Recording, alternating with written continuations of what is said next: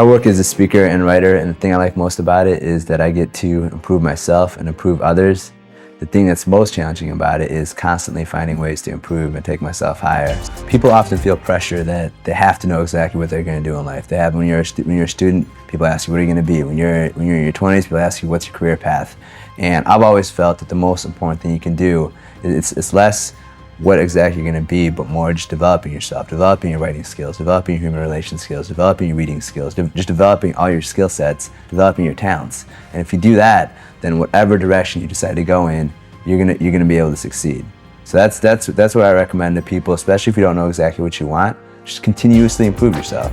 One thing that corporate managers can be aware of is, or try to understand, is that each of us has such a strong desire and need inside our hearts to contribute, to be valued, to grow. And so if you're a manager, if you really want to get the most out of your staff, you gotta let their talents flourish. You gotta let their creativity flourish. And a lot of times it just comes top down, and people feel stifled, and you don't get the best work. They're not loyal. They're much more likely to leave. You gotta train someone new. There's a lot of negative consequences. Some public service jobs would be police officers, firemen, teachers, people who work in youth programs, people who work at hospitals.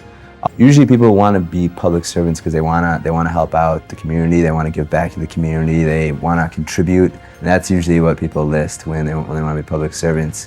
Although in my opinion, everyone should be a public servant. Like, everyone can be a public servant, even someone who's a manager at a firm, at an accounting firm. If they treat their employees with a certain type of respect, and they create an amazing atmosphere for their employees, they just added something to the public good, and they create a great service, and they're not necessarily a public servant. So I feel like everyone can be a public servant. And so after I graduated from Harvard, it was important to me to make money to help my family out. I grew up on welfare. I wanted to help my mother. At the same time, I wanted to contribute and give back to the society, and really it's always been important to me in my life to help other people grow and develop. And so that's why I started my speaking business. And so my job right now as a speaker, people hire me to speak and they pay me, so I make money. I'm an entrepreneur, that's great. At the same time, I'm delivering insights to help people live happier lives, give people strategies to improve themselves, and that's public good.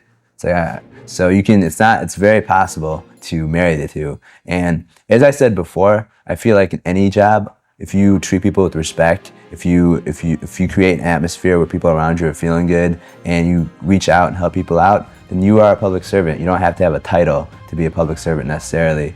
And I think it would be great, it would be an awesome country if everyone in America was a public servant. So a lot of people choose to be entrepreneurs because they like the flexibility of being able to show up at work whenever they want, take as much vacation time as they want. One thing you really have to have if you want to be an entrepreneur is you have to be able to handle ambiguity. Like for me, for example, I work as a speaker. It was very hard to get started in that, but I didn't really worry too much about where my next paycheck was coming from. I was just so passionate about what I was doing. And that's like my background. I was a refugee. I lived in a refugee camp for a while. I immigrated to America. There's just a lot of instability when I was growing up. And so I got used to that. And so I can handle that. Whereas a lot of people, they need something set. They need something that's just, I'm gonna be able to go to that every week, every year. And I'll go to interview for a job. The boss can tell you, this is what I expect out of you. At the same time, you should let the boss know, well, these are the areas that I want to grow in. This is my agenda. That's your agenda, and this is my agenda. And let them know up front. And if your two agendas don't mesh together, then you shouldn't be working there. You should right from the beginning, you shouldn't even be working there. You shouldn't be in a situation where your purpose and the larger purpose of the organization aren't linked, because then there's gonna be a lot of built-in conflicts. I got some fantastic advice when I was a teenager from one of my bosses, and he said, Maui, when you go out to purchase something, buy it on credit, and then within a month, just pay for it. And just don't wait the 6 months or the 2 years, whatever terms they gave you, just pay for it immediately and you build your credit up. But when you don't write things down, the money just goes. So one thing that anyone can do, who really wants to be on a budget and wants to watch what they spend, just write it down each time, whether it's 5 cents or $25, and you'll be amazed at how much money you save.